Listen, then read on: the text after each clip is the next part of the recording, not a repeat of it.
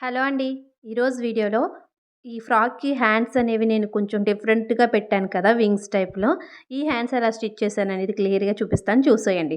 ఇక్కడైతే ముందు నేనైతే థ్రెడ్స్ తయారు చేసుకుంటున్నానండి. థ్రెడ్స్ అనేవి మన ఇష్టం లెంత్ అనేది.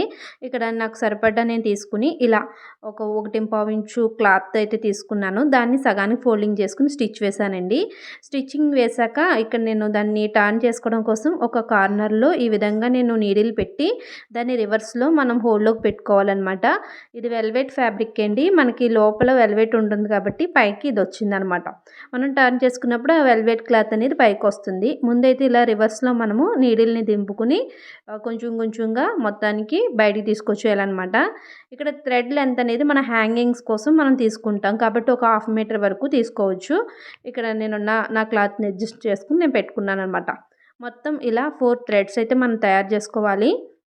ఇక్కడ ఎడ్జ్‌లో మనం కొంచెం అడ్జస్ట్ చేసుకొని ఇలా పైకి పుష్ చేసుకుంటే ఆటోమేటిక్‌గా టర్న్ అయిపోతుందండి. మనం అటువైపున థ్రెడ్ అనేది సూది దారం అనేది మీరు 4 పేటలు తీసుకోండి. అంటే కొంచెం థిక్‌గా తీసుకోవాలనమాట. అప్పుడు మనకి అది పట్టుకుని మనం పుష్ చేస్తూ లాగినప్పుడు తెగిపోకుండా మనకి టర్న్ అవుతదనమాట. ఇక్కడ చూడండి, ఇక్కడ వేలికి మెలిపెట్టుకుని నేను లాగుతున్నాను కాబట్టి ఆ ఫోర్స్‌కి అది టర్న్ అవుతది. అప్పుడు మనం కొంచెం కొంచెం లాగుతూ అలా మొత్తం కూడా టర్న్ చేసుకోవాలండి థ్రెడ్‌ని. అలా మొత్తం 4 థ్రెడ్స్ అయితే తయారు చేసుకుందాము. ఈ హ్యాండ్స్ మనం లాంగ్ ఫ్రాక్స్‌కి అలాగే బ్లౌజెస్ కూడా యూజ్ చేసుకోవచ్చు. ఇక్కడ నేనైతే ఫ్రాక్ అనమాట. ఆల్రెడీ ఫ్రాక్ కటింగ్ అయితే ముందు వీడియోలో పెట్టాను. ఇది హ్యాండ్స్‌కొకటి సెపరేట్‌గా పెడుతున్నా. వీటికి హ్యాంగింగ్స్ కోసం చూడండి, ఇలా స్క్వేర్ షేప్‌లో ఉన్న ఒక పీస్‌ని తీసుకోండి. ఇక్కడ మీరు అటున 4 ఇంచెస్, ఇటు 4 ఇంచెస్ కూడా తీసుకోవచ్చు. లేదు అంటే 2 ఇంచెస్, 2 ఇంచెస్ వద్దులేండి, 4 ఇంచెస్, 4 ఇంచెస్ తీసుకోండి.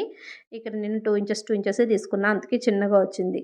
చూసారా, ఇలా కోన్ షేప్‌లో పెట్టుకొని, ట్రయాంగిల్ షేప్‌లో పెట్టుకొని దానిపైన థ్రెడ్ పెట్టుకొని అప్పుడు అటు నుంచి ఒక ఫోల్డింగ్, ఈ కార్నర్ నుంచి ఒక ఫోల్డింగ్ అనమాట. వీడియోలో చూపించినట్టుగా ఫోల్డింగ్ చేసి పెట్టుకోండి.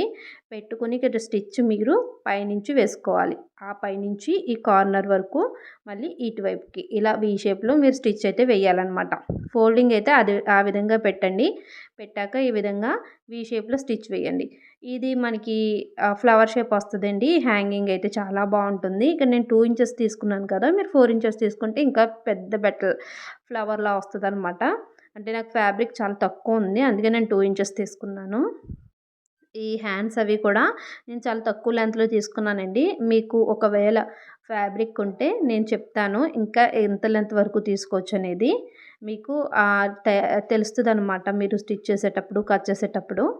చూసారా, ఎడ్జెస్ అవి మనం కార్నర్స్ దగ్గర కట్ చేసేసుకొని టర్న్ చేసుకుంటే మనకి చిన్ని రోజ్ ఫ్లవర్‌లా వస్తుందండి. ఒక బడ్‌లా ఉంటుందనమాట. చిన్న మొగ్గలా ఈ విధంగా వచ్చింది. మీరు ఆపోజిట్ కలర్ అయినా వేసుకోవచ్చు. అది మీ ఇష్టం అనమాట. నేనైతే ఆపోజిట్ కలర్ అయితే వేయలేదు. సేమ్ కలర్ అయితే వేశానండి. ఇక్కడ ఇలా 4 థ్రెడ్స్‌కి ఇలా ఫ్లవర్స్‌లా నేను రెడీ చేసుకున్నాను. ఇక్కడైతే మనకు ఫ్లవర్స్ థ్రెడ్స్ రెడీ అయిపోయాయి. నెక్స్ట్ మన హ్యాండ్స్ కోసము ఇలాగొక ఫ్యాబ్రిక్ అయితే, ఒక చిన్ని ఫ్యాబ్రిక్ అయితే ఇక్కడ ఇలా ఈ విధంగా మనం కుట్టుకోవాలనమాట సైడ్స్ అనేవి. ఇది లెంత్ వచ్చేసి మీరు ఎంతైనా లెంత్ తీసుకోవచ్చు, వెడల్పు. అయి నేను అంటే మనకి హ్యాండ్ షోల్డర్ మీదకి పడుతుంది కదా! ఆ పొడవొచ్చేసి నేనిక్కడ 7 ఇంచెస్ వరకు తీసుకున్నాను. ఎందుకంటే నాకు ఫ్యాబ్రిక్ ఎక్కువ లేదు. మీ దగ్గర ఈ వెడల్పు ఆహ్, ఏంటి, నేను స్క్రీన్ మీద కూడా ఇస్తాను 7 ఇంచెస్ ఎంత ఏంటనేది. ఇక్కడ నేను లైన్ పెట్టాను కదా! 7 ఇంచెస్ లెంత్ అనమాట. మీకు ఇంకా ఎక్కువ ఉందనుకోండి 13, 10, 14 వరకు తీసుకోవచ్చు. అంటే అది షోల్డర్స్ మీదకి పడతది మనకి ఫ్యాబ్రిక్ అనేది. ఈ విధంగా మనం ముందుగా రెడీ చేసాం కదా! అటు ఇటు కుట్టుకుని, అది మనం ఫ్యాబ్రిక్ ఎంత పొడవు తీసుకున్నాం అంత పొడవు ఈ ఫ్యాబ్రిక్ కూడా తీసుకోవాలి. ఒకవేళ ఎక్కువ ఉందనుకోండి పై వైపున ఇలా కొంచెం ఫోల్డింగ్ చేసి పెట్టేసుకోండి. ఒక ఒక హాఫ్ ఇంచ్ ఎక్కువ తీసుకున్నా ప్రాబ్లమ్ లేదు. మనం పై వైపున ఇలా ఫోల్డింగ్ చేసి పెట్టేసుకోవచ్చు. ఇప్పుడు మనం తీసుకున్న ఫ్యాబ్రిక్ ఉంది కదా! దానికి సెంటర్ ఒక లైన్ వేసుకోండి. ఇప్పుడు మీరు సెంటర్‌కో స్టిచ్ వేసుకోండి. తర్వాత ఇక్కడ ఒక హాఫ్ ఇంచ్ తేడాలో ఒక స్టిచ్, ఇటువైపు ఒక హాఫ్ ఇంచు తేడాలో, ఇదంతా కూడా మనం తీసుకున్న ఫ్యాబ్రిక్‌కి బ్యాక్ సైడ్ అనమాట. మరి ఇది ఎంత లెంత్ తీసుకోవాలి అంటే, మన ఫ్రాక్ యొక్క లెంత్‌ని బట్టి మనం తీసుకోవాలి. మన ఫ్రాక్ లెంత్ ఎంత తీసుకుంటాం, ఒక 10 ఇంచెస్ అలా పెట్టుకున్నామనుకోండి హైటు. అటు 10 ఇటు 10 ఉంటది కాబట్టి 10, 10 మనకి పై వైపున షోల్డర్ దగ్గర ఆల్రెడీ స్టిచ్ పోతది కాబట్టి, ఒకవేళ మీరు 10, 10 తీసుకున్న 20 ఇంచెస్ పొడవుండేలా తీసుకోవాలనమాట. అంటే మీ ఫ్రాక్ యొక్క పొడవును బట్టి తీసుకోండి. చూసారా నేను లోపల థ్రెడ్స్ పెట్టేసి ఒక నాట్ వేసేసాను. తర్వాత ఈ ఫ్యాబ్రిక్ కూడా పైన ఇలా పెట్టేసి ఆహ్, స్టిచ్ వేసేసాననమాట. అంటే పైన ముందు థ్రెడ్స్ పెట్టి ఒక నాట్ వేసామనుకోండి కదలకుండా ఉంటాయి. తర్వాత మనము మన ఫ్యాబ్రిక్ మీద వేసుకున్నాం కదా లైన్స్, ఆ లైన్స్ మీద స్టిచ్ వేసుకోవాలి థ్రెడ్స్ మీద పడకుండా. ఇప్పుడు చూసారా ఈ లెంత్ నేను 7 ఇంచెస్ తీసుకున్నాం వల్ల ఇంత షార్ట్‌గా వచ్చాయి. మనం ఫ్రిల్స్ పెట్టినప్పుడు చూడండి ఇది ఓన్లీ హ్యాండ్ మీదకే ఉంటది. షోల్డర్ దాటి వచ్చేంత లెంత్ లేదు.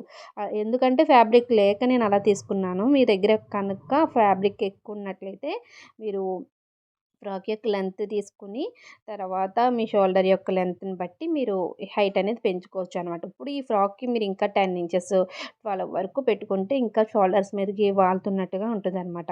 ఇప్పుడు ఇవి ఎలా జాయిన్ చేసుకోవాలో చూపిస్తున్నాను చూడండి. ఇక్కడ మనకి ఫ్రంట్ సైడ్ మనం ఆల్రెడీ ఇక్కడ ఈ షోల్డర్స్ అవి స్టిచ్ చేసేసుకొని రెడీగా ఉంచుకున్నాం కదా!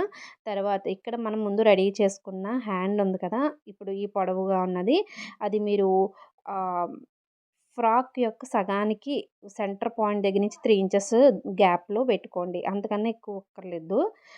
ఫ్రాక్ యొక్క సెంటర్ నుంచి 3 ఇంచెస్ అటు 3 ఇంచెస్ వదిలేసి ఇవి ఫ్రిల్స్‌లా పెట్టుకోండి ఇటు సైడ్. సేమ్ ఇంకొకటి రెడీ చేసుకుంటాం కదా! అది కూడా సేమ్ అదే విధంగా పెట్టుకోవాలనమాట. 2 కూడా చిన్ని చిన్ని ఫ్రిల్స్ వచ్చినియి. మీకు ఎక్కువ ఫ్యాబ్రిక్ ఉంటే ఇంకెక్కువ ఫ్రిల్స్ వస్తాయి. ఇక్కడ ఏం చేస్తారంటే పై వరకు కొంచెం కదలకుండా మీరు స్టిచ్ వేసుకోవచ్చు. ఇక్కడ షోల్డర్ దగ్గర కూడా కదలకుండా ఒక స్టిచ్ అయితే వేసేసుకుంటున్నాను నేను. సెంటర్ చూసుకొని కరెక్ట్‌గా ఇది మనకి సెంటర్ మీదకి రావాలి. ముందు ఇది సెంటర్ మీద పెట్టేసుకొని స్టిచ్ వేసేసుకోండి. తర్వాత అప్పుడు అటు ఇటు కూడా కుట్టుకోవచ్చనమాట.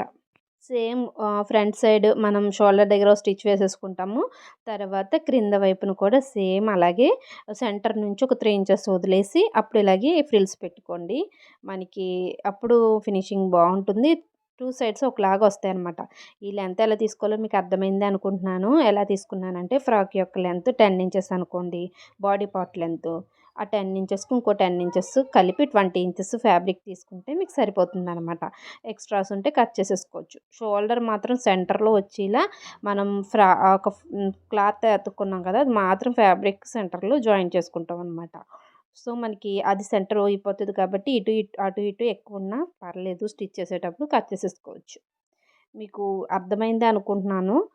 ఇక్కడ చూసారా ఇలా వస్తదనమాట హ్యాండ్. ఈ లెంత్ పెంచుకుంటే ఇంకా ఎక్కువ ఫాలింగ్ కింద వస్తదనమాట ఫ్రిల్స్ కింద మీకు. సేమ్ ఇటువైపు ఎలా కుట్టామో షోల్డర్ దగ్గర కదలకుండా ఒక స్టిచ్ వేసేసుకుని తర్వాత అటు ఇటు ఫ్రిల్స్ పెట్టేసుకుంటే సరిపోతుంది. మనం ఫ్రాక్ యొక్క సెంటర్ నుంచి 3 ఇంచెస్ వదులుకొని పెట్టుకుంటే సరిపోతుంది. మన స్టిచ్చింగ్ అవ్వాక ఇలా ఉంటుందన్నమాట. ఈ మోడల్ మనము బిగినర్స్‌కి ఎవరైనా సరే స్టిచ్ చేసేయచ్చు. ఇక్కడ నేను తక్కువ లెంత్‌లో పెట్టి చూపించాను కదా! మీకు తర్వాత వీడియోస్‌లో స్పెషల్‌గా ఇంకా కరెక్ట్‌గా పెట్టి చూపిస్తానండి. అంటే ఫ్యాబ్రిక్ ఎక్కువున్న క్లాత్ ఈసారి తీసుకున్నప్పుడు ఖచ్చితంగా మీకు ఈ మోడల్ ఇంకొకసారి చూపిస్తాను. ఓన్లీ హ్యాండ్స్ వరకు. మీకు ఈ వీడియో నచ్చితే లైక్ అండ్ సబ్స్క్రైబ్ చేసుకొని ఛానల్ సపోర్ట్ చేసేయండి.